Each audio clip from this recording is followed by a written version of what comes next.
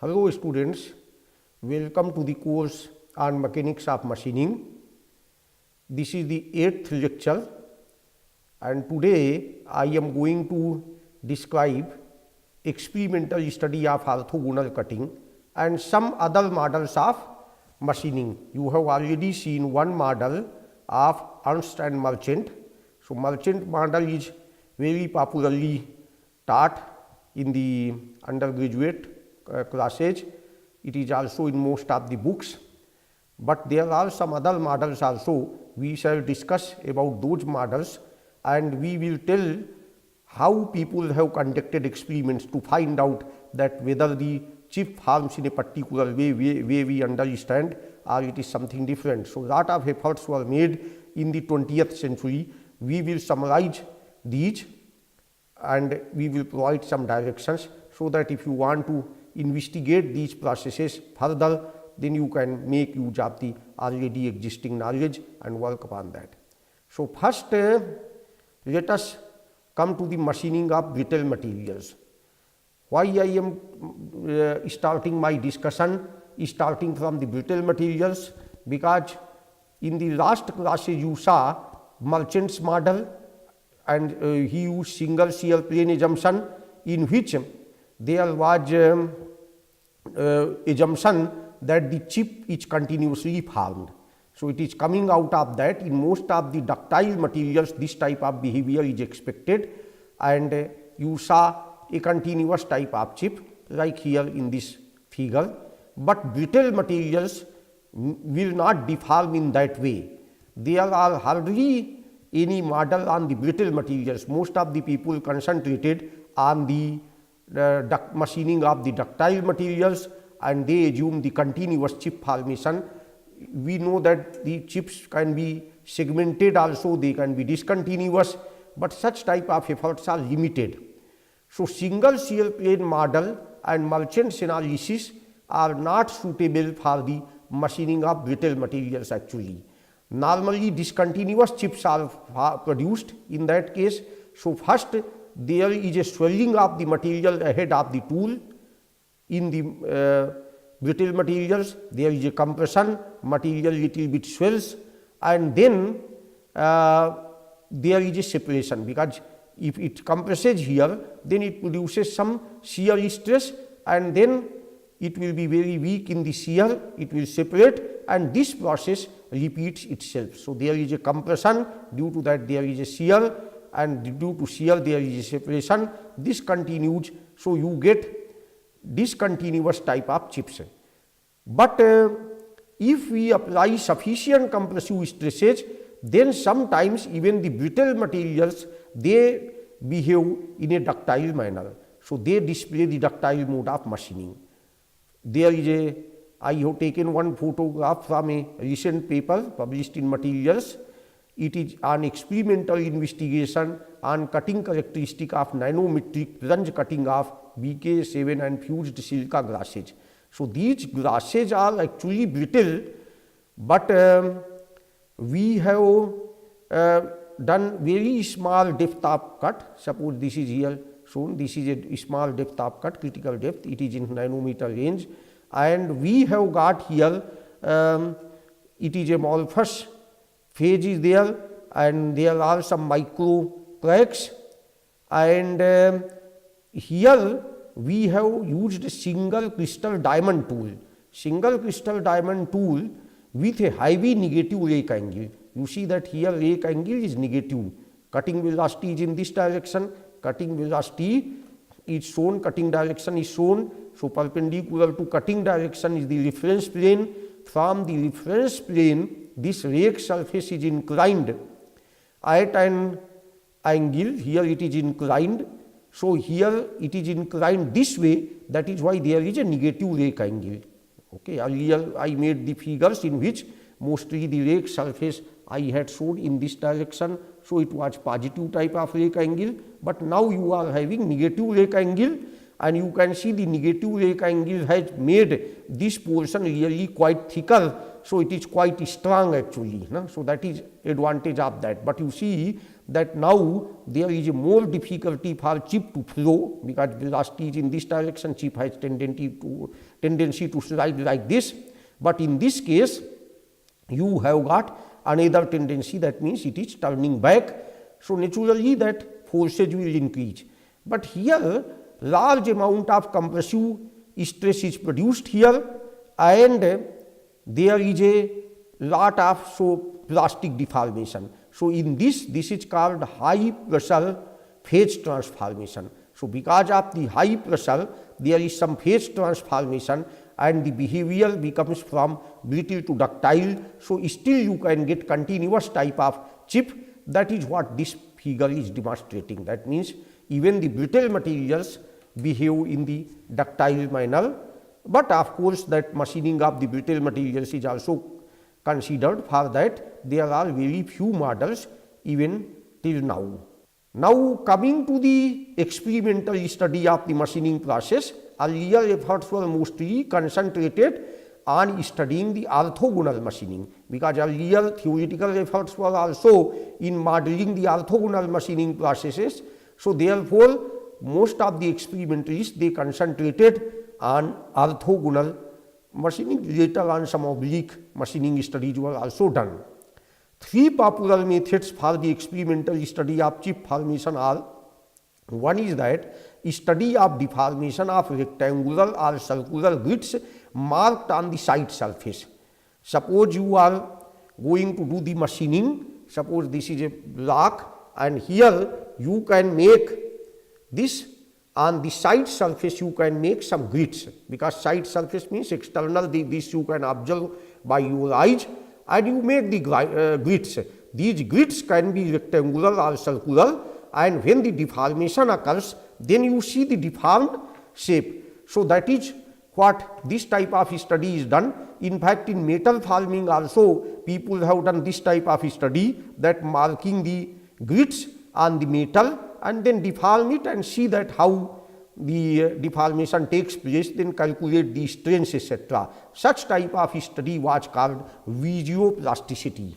Visioplasticity, that means visual visioplasticity. So this is plasticity. So visioplasticity was done. Now here so it is the same thing, visioplasticity study in machining. So study of deformation of rectangular or circular grids marked on the side surface. Then microscopic study of chips frozen by drop tool or quick stop apparatus. How it is like that? That suppose you are doing machining and suddenly you stop the process and remove the tool.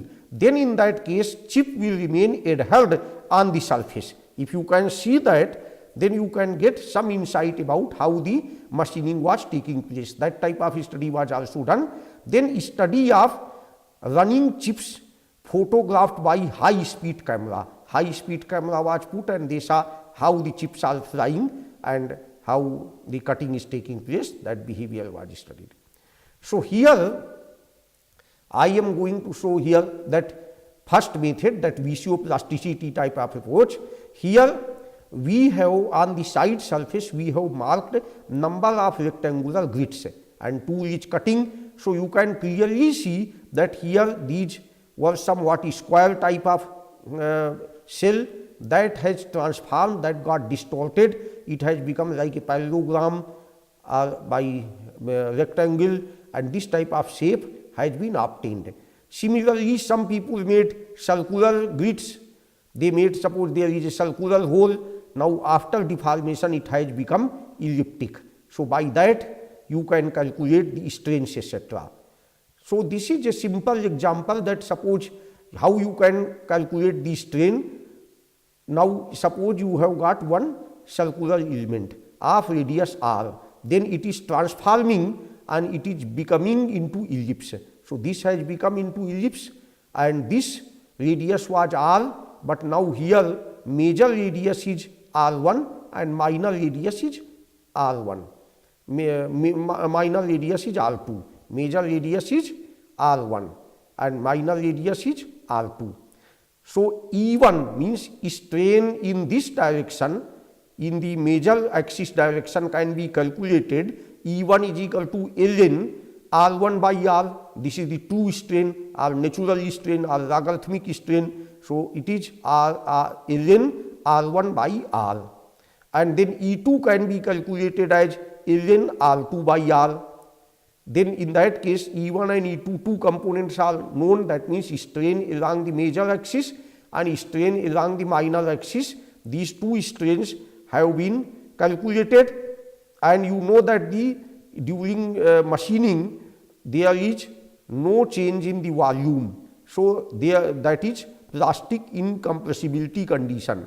So by that volumetric strain will still be 0. That means E1 plus E2 plus E3 equal to 0. E1 is known, E2 is known. So I can find out E3, that means perpendicular to the screen. What will be the strain, that also can be obtained. So such type of analysis can be done, and you can estimate that what type of strains you are getting and what is coming by theoretical model.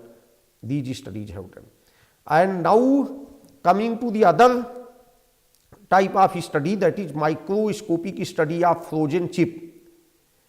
So here schematically it is shown here that this is a tool and machining is taking place, then suddenly we provide very high velocity to this, V is much greater than VC cutting velocity, and tool withdraws, and then you get some chip which remains adhered in the workpiece, that type of thing, and that chip we can study. So in this method the machining is abruptly stopped at high speed to obtain frozen chip under machining at normal speed and feed for close study of mechanism of chip formation and chip tool interaction. The cutting tool is rapidly withdrawn at velocity larger than VC to retain the chip intact, as illustrated in figure. That means your velocity must be much higher, even the chip velocity. And after stopping the motion, the portion of the frozen chip is cut out and then polished for study under optical microscope and scanning electron microscope. Also you can study, you can get more details in scanning electron microscope, how much material is transforming, what must be the conditions, you can get some idea. So this study was also carried by researchers. Another setup is like this. Here you have got machining. Suppose you are doing machining on a lathe machine, your tool is there, and tool is attached with this base or fixture by means of a shear pin, and it is hinged at this point. Now suppose machining is going on, then suddenly somehow we break the shear pin, either by physically hitting by hammer or automatically by some moving thing. If we break the shear pin, then this will be detached and hinge is there, so it will come down. So there will no longer be cutting. Earlier tool is like a rigid. Once I have broken the shear pin, its connection with fixture gone. That means it will hang out, it will hang down, and then you can see the chip will remain attached with this done. That means half cut type of thing will be shown here. So this you can also do that. Now because tool will be basically, there is one spring is also put here, so that spring will itself pull the tool actually once very fast. So there are various types of drop tool and quick stop devices used for freezing flowing chips in turning, drilling, shaping, planing and grinding. This is there are, yes, there are, yes. Now here the schematic shows the working principle of a typical drop tool device for freezing turning chips. It is called drop tool type of thing because tool drops down. Turning tool is held in position by a hinge, this is a hinge, and a shear pin. Shear pin is here, it goes perpendicular to the screen. While machining, the shear pin is broken at high speed by striking, and the tool is immediately pulled down by the spring. So this type of device also has been used. They have thought of making this type of setup. Now I am giving other ideas of studying Now here you see that it is a study on the shaper machine. Tool is there and there is a cutting is going on, and then you are having chip is flowing like this. Now this is a simple device for freezing chips in shaping and planing etc.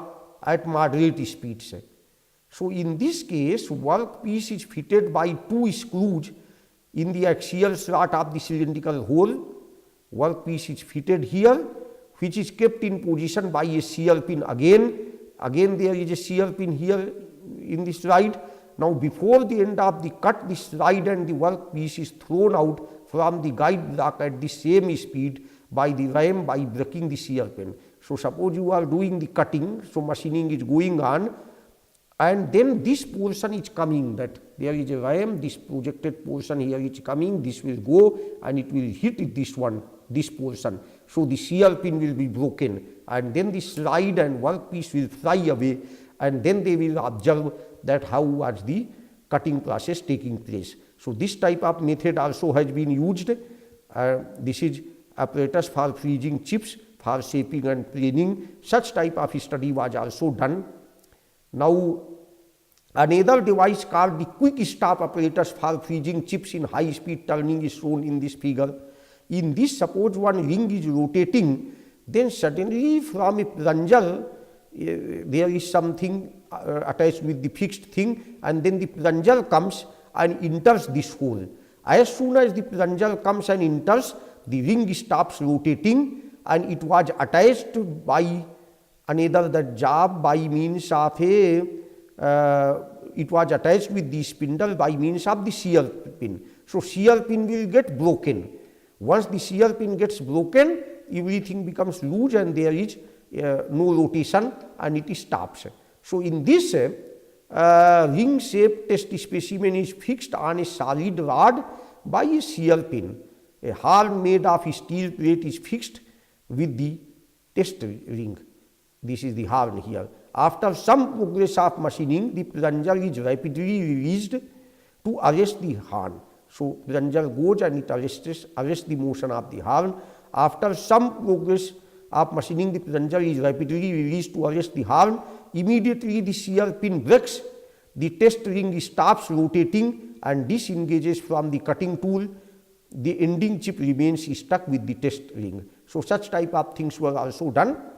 Okay, I am not showing very detailed drawings, but you can get the idea and you can think of making the similar type of devices. It is not that when you make a setup it can be exactly same, but you can get the idea that these are the ways that suddenly the cutting process can be stopped, so that you can see in abrupt manner how the cutting was taking place. But you have to do at a very fast speed, otherwise the chip will detach.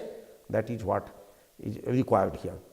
Now coming to this one, some discussion about indirect method of shear angle measurement. In fact, in most of the undergraduate courses on machining, this type of experiment is done also in the lab. Usually the students carry out this type of experiment in their third year by how to measure the shear angle. So basis is that we have already derived that relation in the orthogonal cutting, that R is equal to sin phi divided by cos phi minus alpha, where phi is the shear angle and alpha is the rake angle. And this is cutting ratio. Cutting ratio is inverse of the compression chip compression ratio, and it is R is equal to T1 by T2. You know that T1 is generally smaller and T2 is larger than T1. So T1 by T2 will be less than 1. So one can measure the cut and uncut chip thicknesses.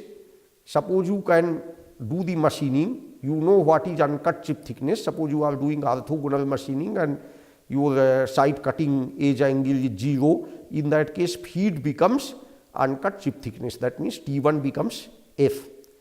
And even if there is a side cutting edge angle is also there, then also you know that you can have F into cos psi, that means side cutting edge angle, and you can find out that all these things I have told in the last classes. So you can measure very easily T1, and after that you have done the machining, then you can measure the T2 also.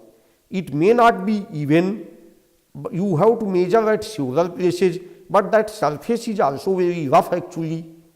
So there may be lot of difficulties. Surface, that chip thickness itself may not be much, and then there are unevenness because it comes at a high temperature, and due to heating there is oxidation, the surface has become totally rough, and error in the measurement itself may be very high compared to the thickness of the chip. So you have to find out some other ways.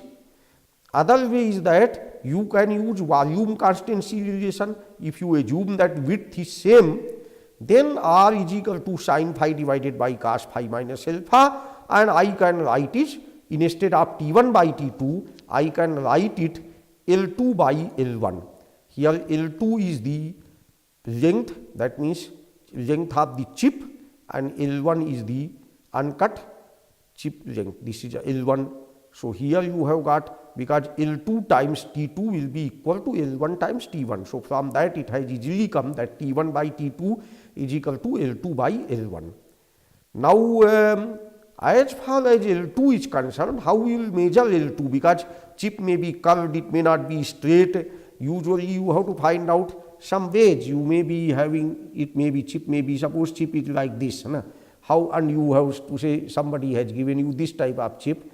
Now you have to find out ways. Maybe suppose you take one small thread, and in that thread you just attach with this, means like this parallel way you can keep attached in the side. I am just showing exaggerated, and this thread will go like this and cut it here. You say that here the thread is starting here, ending here. Then after that straighten the thread and you measure its length. Like that you can measure. Otherwise you have to measure maybe segment by segment. Here you measure up to this, then up to this, here to here, it is straight like that, whatever way. Otherwise when you take the photograph, if you take magnified photograph nowadays, it is possible to take by your mobile camera also, and then magnified photo you have taken, then you can take it in some editor like Photoshop editor, etc. Then you can make any software you can take, and then you can measure its length in that software also. All these type of things can be done. Whatever way you prefer, you can do that, and you can measure basically the chip length. But how should I measure the uncut chip length? Means to which uncut chip length this belongs? That becomes the issue. So that is why people do like this also, that suppose they make a small group type of here, so that when I am doing the machining, so I will get idea that here that it is basically one length is means this one. So they say pi d becomes the length of this thing. If you don't make the groove, then 2-3 rotations will take place, and in between you will not get any indication, and you will think that it may be of one rotation, but it may be result of 2 rotation. So that is why people make here groove when they are machining here up to this one. After that maybe the chip may get broken, or at least the groove mark will be there, like that they do. So one small group can be made. This is another way of doing the things. Okay. Otherwise you can make some sharp grid type of thing here, that you can method you can work. So there are various ways that you can explore, but this is one method by measuring the length, because thickness measure you can do by both the methods, and then after that you compare that how is the result coming. So this one is one method. Then I am telling that how you can find out the uncut chip length by weight measurement. Suppose you don't want to make groove etc. here, just measure the weight of this one. So here that you have one formula, weight of the chip will be equal to, rho is the density, L2 T2 W2. W2 is the width of the chip, T2 is the thickness of the chip, L2 is the length of the chip. Okay, length will be shorter than the uncut chip length. That means L2 is smaller than L1. and since the weight remains same, so same equation is valid here, rho L1 T1 W1. W1 is the chip width, but usually W1 will be W2 in orthogonal machining. So you have only this type of thing, that L2 T2 is equal to L1 T1, but let us say at this stage, let me say some, even if it may be different, doesn't matter, that this is rho is the density. So you can obtain L1 is equal to W divided by rho T1 W1. So W is the weight of the chip. This I have measured by some chemical balance, which has very high accuracy also. No? Is it not less than milligram accuracy we can get? We have measured properly, and then so W is known to me. Rho is the density of the material, that is also known. We assume that even after the plastic deformation or the chip has formed, chip has the same density as the material, and then so you get a formula L1 is equal to W divided by rho T1 W1. W1 is known because corresponds to depth of cut, or if there is side cutting edge angle is there, then W is equal to D divided by cos psi, and T1 is equal to F cos psi. So T1 is also known to me. F is the feed, D is the depth of cut. So T1 is known to me because I am adjusting the machining operation. W1 is also known to me. Rho is also known to me, and W I have measured by my chemical balance. So easily I can find out L1. So L1 has been obtained, and this is once I know the L1, L2 I have measured by my thread, then R is equal to L2 by L1. So I have found basically the cutting ratio, and once the cutting ratio is obtained, then I have found the shear angle by this formula, and this is using the single shear plane model. Okay. So this method is done. Students carry out this experiment easily, so they get some idea. There now, but experimental and theoretical results may not agree. There are reasons why we assumed in the merchant analysis that cutting edge has been assumed to be perfectly sharp, but actually the cutting edge will have some radius, that nose radius is different. Nose radius is also there like this. I am talking this cutting edge. Even here there is some radius. So this way it will cause some ploughing. This type of thing has not been taken into account till now. So edge radius may vary from 0.005 to 0.025 mm, up to this much it can be there, and nose radius, you know that it can be sometimes even 0.2 mm, 0.4 mm, like that. Edge will tend to plough through the work material. So edge ploughs the work material. This results in additional forces on the clearance or flank face of the tool. So if you measure forces by dynamometer, you will see that you will not get proper matching with the theoretical and experimental results. So additional forces will come. Now our other problem is that single shear plane assumptions can be taken at most for low cutting speed, but at high cutting speed this type of assumption is not valid. In general, you get a shear zone. You really don't get a plane across which the cutting is taking place. You get this type of situation. Here I am showing that suppose you are doing the machining, tool is moving, you have got a primary shear zone. This is a primary shear zone. You see the large area is there, that from here to here you are doing machining, and roughly we can assume that this is a shear plane and which is at angle phi. So it is just very crude assumption. And then you get a secondary shear zone because the chip is flowing over the tool surface.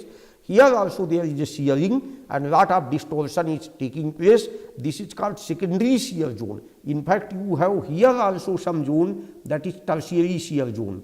That means flank face of the tool and the machine surface. All these things are there. Okay. So now they may also not match. That means experimental and theoretical results may not also agree due to these reasons, that friction may not be constant at the lake surface, At the rake surface, friction may keep changing. Near the tip, it may be different. After that, it may be different. Moreover, that friction will not be constant even at various cutting conditions also, because temperature and other things influence its behavior. So these issues are there, but we are taking simple Coulomb's coefficient of friction. This is also one severe assumption. Then strain hardening, strain rate and temperature may affect the results. Material gets strain hardened. Material also gets some hardening because of strain rate, and temperature softens the material. Then energy for forming new surfaces is not taken place, because when you cut the material, new surfaces are created. If you find out the chemical energy for creation of the surface energy, that is very, very small.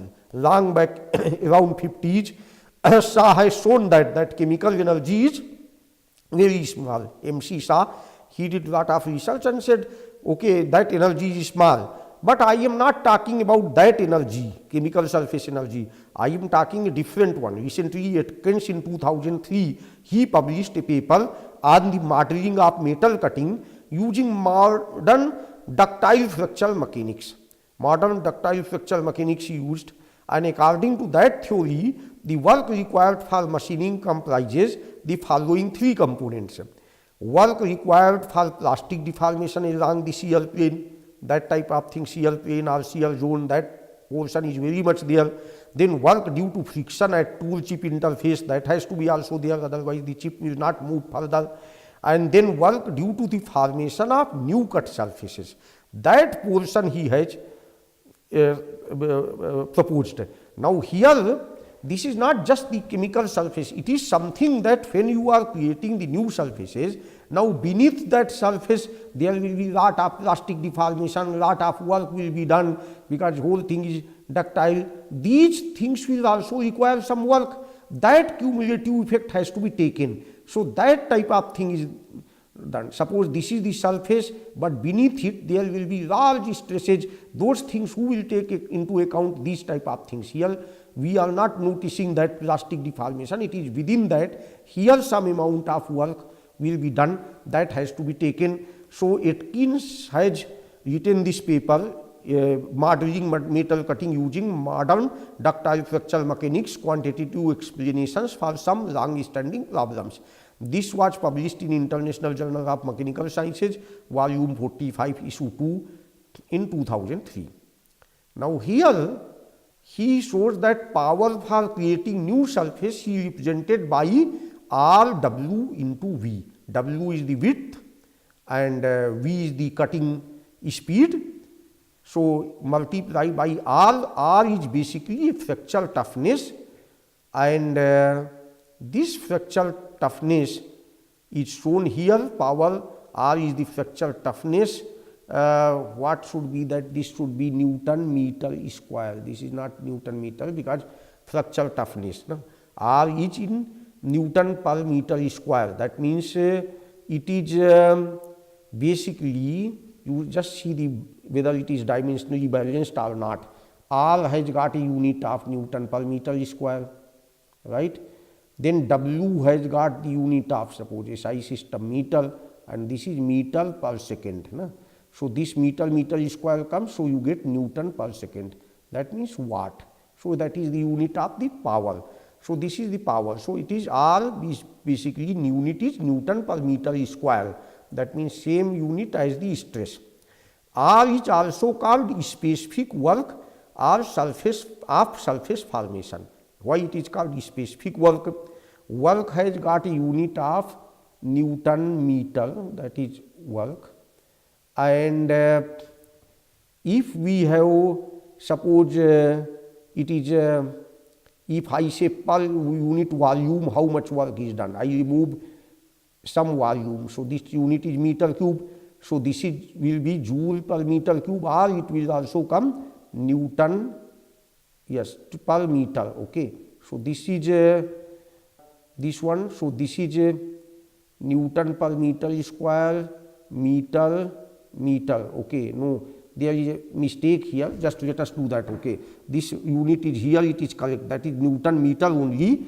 R is the fracture toughness in Newton meter, because here power created, this is Newton meter, this is Newton per meter, this is meter per second. So this becomes Newton per second, Newton meter per second.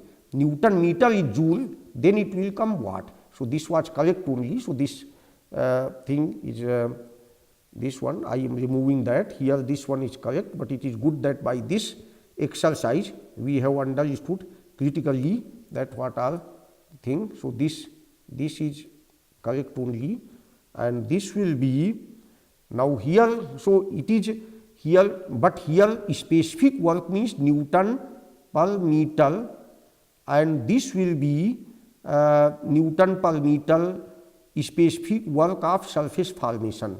So here it will be meter, Newton meter. That means suppose we have got that something like Newton meter and divided by this one is the, suppose you have got surface. So surface is of area meter square. In the surface we will take not the volume, because there is no concept of the volume here.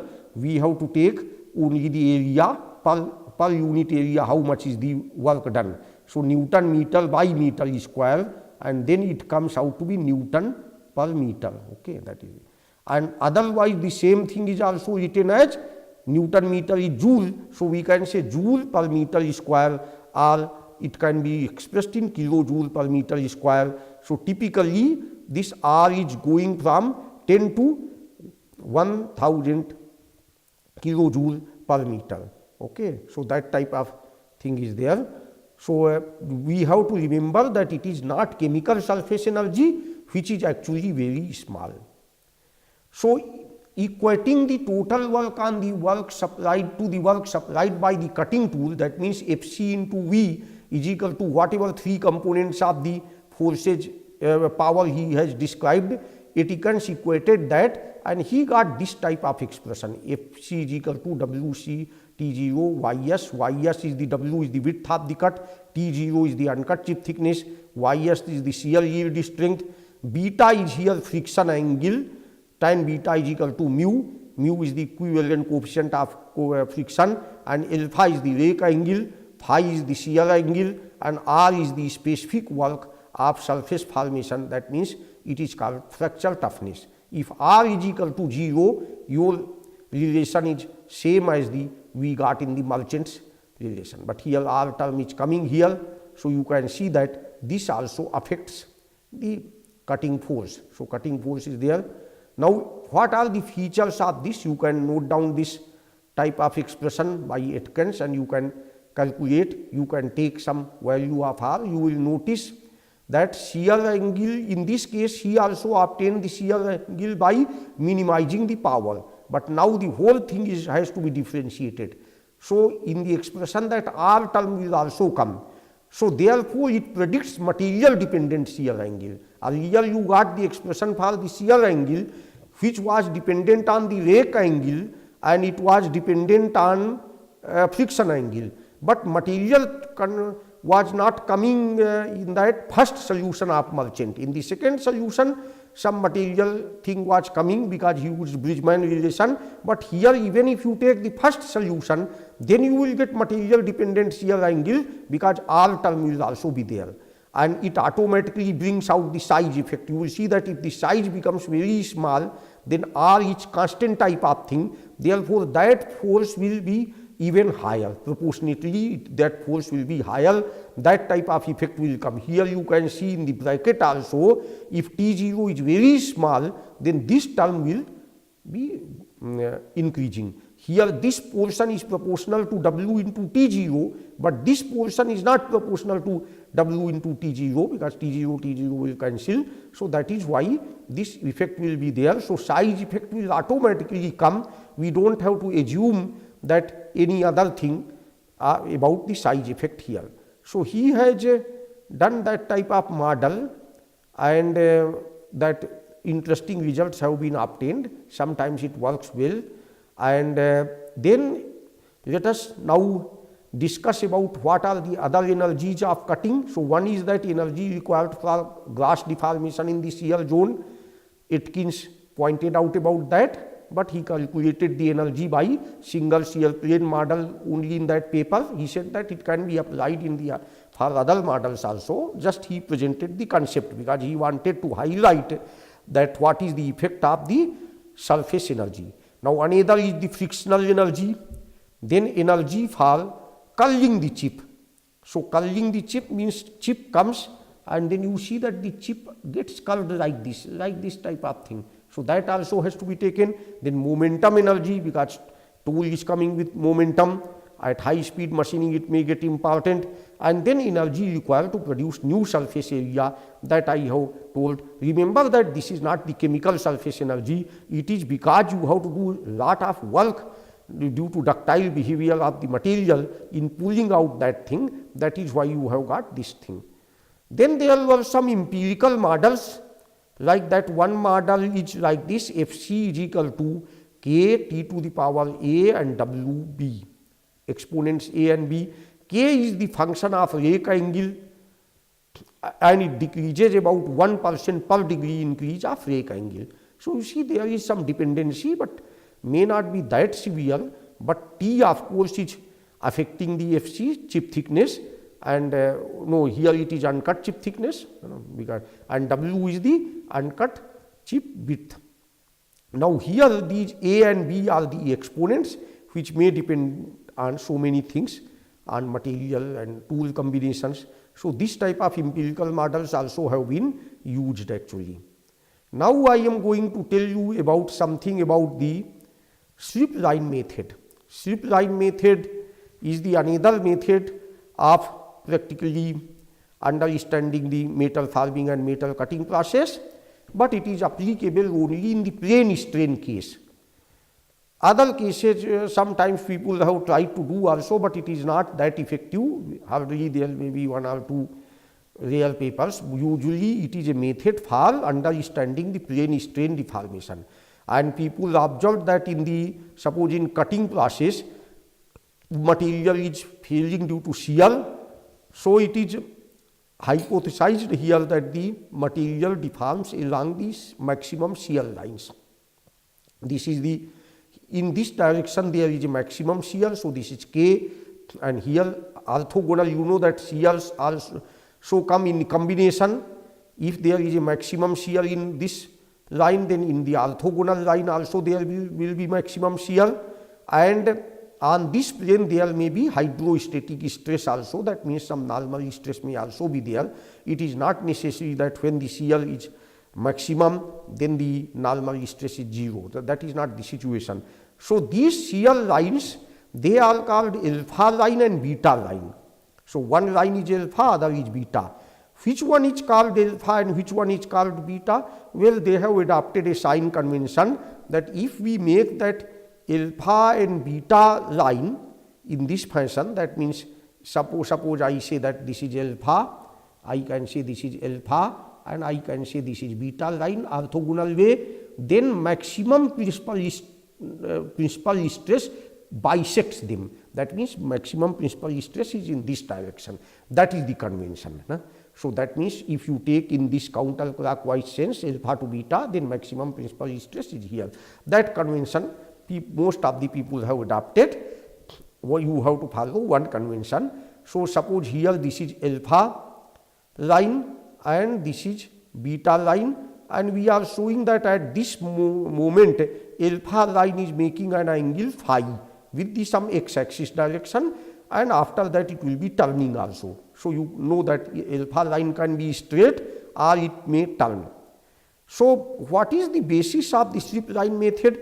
Actually this method is applied to the plane strain problem, and in this we assume that material is rigid plastic. That means elastic deformation is neglected. So material remains rigid and suddenly it becomes plastic.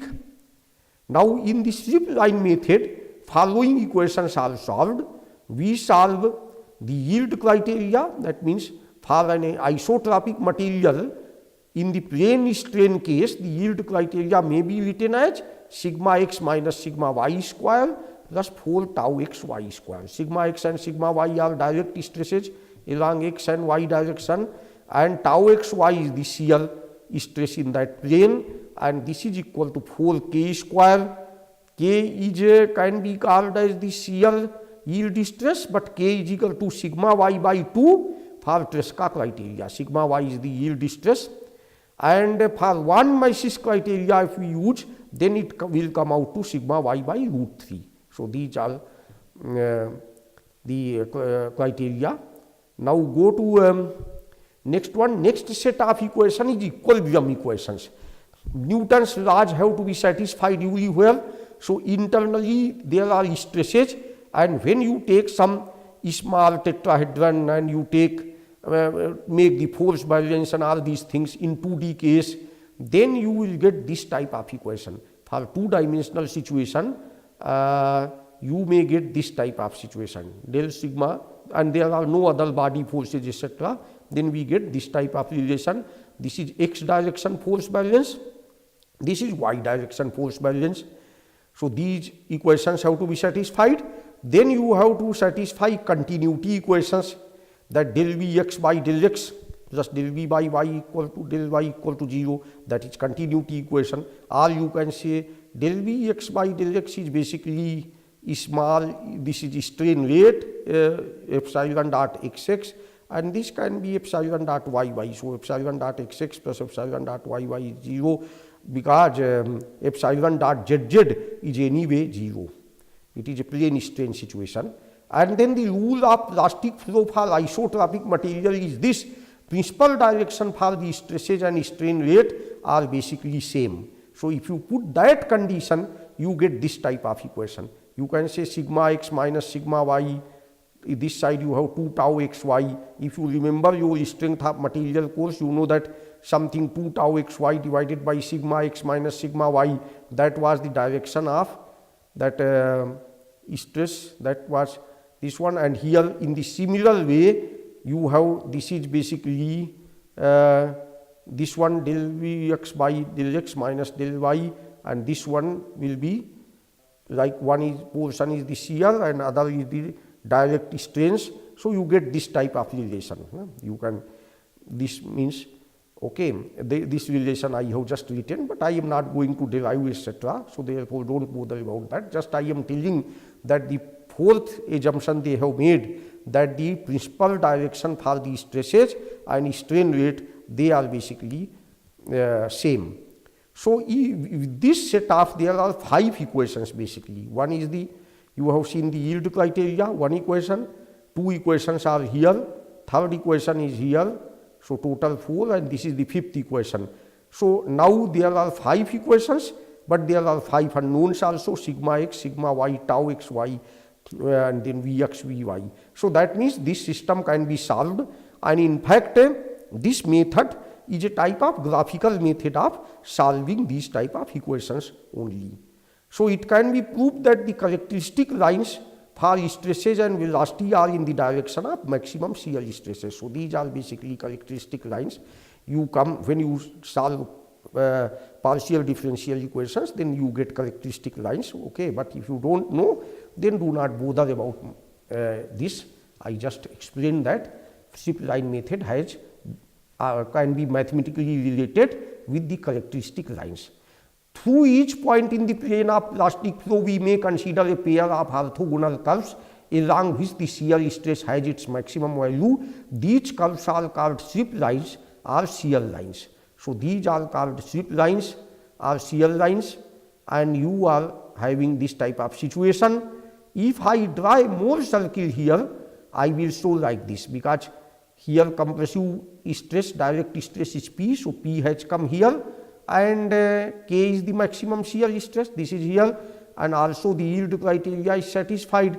So therefore this always there will be radius K, and you will draw like this. So that means this is the maximum shear stress is K, and here it is like this. So here you have got one principal stress as P minus K, and other is P plus K type of thing. So this can be shown like this. Now if we make equilibrium equations along alpha line, then we can derive this type of equation. Equilibrium equations, you know, we have explained in this way, Cartesian system. But if we also try to do along the alpha line, you get p plus 2k phi equal to 0. And phi is what? Phi is basically that turning of that strip line that I have shown. Phi means it turns. So this is this one. So p plus 2k phi. Phi can be measured from any line. Important is not the phi, it is change in phi. Later on you will see that. It is. And this is p minus 2k phi is constant along beta line. And Geiringer derived this type of equation for velocity relation, that du minus v d phi equal to 0 along alpha line and dv plus u d phi equal to 0 along beta line. For a straight strip line, if the strip line is just a straight line, there is no turning, it is just a straight line. Suppose a strip line is like this, like this. In that case, hydrostatic pressure will remain same, because this relation is showing that P remains same, and here du will also become 0. So tangential velocity will also remain constant. Okay, that means it will just flow like that. So this is important thing. Now this strip line method has been applied in number of places. Say for example, I am now going to show strip line field for the indentation of semi-infinite medium by a punch. This finds application at many places in geotechnical field also. Suppose you have some here soil, and then you are having some pillar type of thing which is resting on that, on the foundation, then you can see load is coming, and this is a semi-infinite medium. That means in this direction there is one line, but the other direction it is going up to infinity. Okay. So in this case I put a rigid punch, then it will deform, and in order to find out the punch load etc., they assume some strip line. That deformation may be taking place like this, that here they will make this type of strip line. They made straight for simplicity. Suppose they say, how they make straight like this, this angle is 45 degree, this angle is actually 45. Why? Because they say that this is a free surface, so there is no vertical stress. That means this stress is 0, this is 0. So it is a free surface, a smooth free surface. So this is one principal stress, and there will be maximum here in this direction, there will be some stress. So in this case, this strip line must meet at 45 degree to free surface, because that maximum shear stress, you know, bisects the principal stresses. You know that maximum shear stress is at 45 degree to principal stress. So they make it like this, and they say up to this it is coming, and from here to here they have made, and then here also the punch friction they have neglected. So it is a smooth one. Since it is a smooth surface, so tangentially there is no shear here, so it cannot be maximum. So if there is no shear on a plane, that is principal plane, so this is one principal plane is AO, and therefore again the shear stress here should meet at 45 degrees. So they make like this, and after that they join it here by a centered fan type of structure. Here they join like this. So this has come like this. So this type of strip line field has been constructed, and they can analyze also by the velocity diagram etc., photograph they can make that how it is going. So people have done this type of work, and they assuming this one, and then they apply the Henke's equation. Henke's equation means these p plus 2k phi, p minus 2k phi, and here they say suppose here to here the stress is constant, and then suddenly there is jump, and this angle, if it is a pi, here they find out that this angle is pi by 2. So they put that type of thing. So change in this one, they find out p plus 2k phi, so they find out another p, and they do find out the hydrostatic pressure in this area. Then they find out punch pressure at the yield point has the value of this. I am not telling in detail, I am just giving you exposure about this procedure, and 2k 1 plus pi by 2. So they can make more circle for different regions. Suppose they start from this region, in this region this one principal stress is 0, and they draw it like this, and in another one that because it is it is changing by pi by 2. So as you know here 2k phi. So the pressure must change by 2k phi factor. So this is pi k. So hydrostatic pressure has come here. Actually the central portion, this is only the hydrostatic pressure. So this is pi k, and then again they draw the Mohr circle here and they find out this one is the maximum vertical traction, that is Tn, and then they find out. So this has been done here, and now this method has been obtained.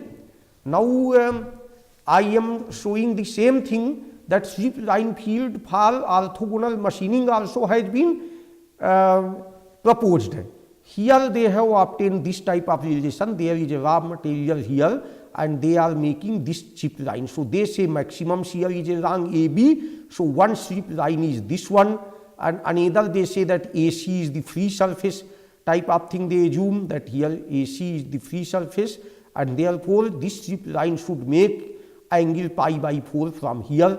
And then they show this is K and this is P, hydrostatic pressure acting on there, and these angles have been shown pi. You can see angle between the face BT and AB will be pi by 2 minus phi plus alpha, and this relation is already you know. And then the shear strain gamma. Shear strain gamma I have already derived that it was cot phi plus tan phi minus alpha. That type of thing is always there.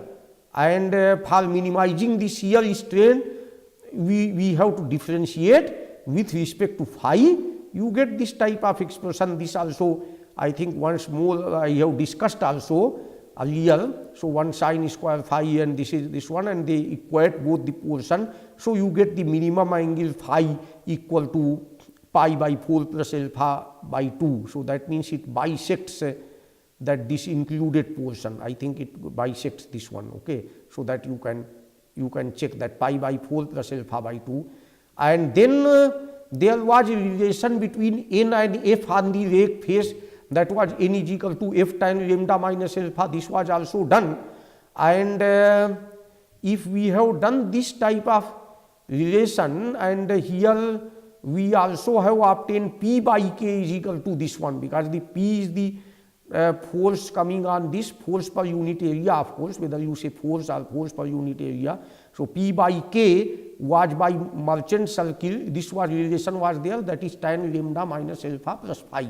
So then we say F is equal to this much, that H times this one. They put that H is the cutting force, horizontal force. That was done, and then work done per unit area is Fu divided by UH per unit volume. So Fu by UH, and then it comes out to be like this. So you get a basic relation like this. Work done per unit volume has come like this, but you put a minimization of power. If you minimize the power, then you get phi is equal to pi by 4 minus half lambda minus alpha. But this we have already done.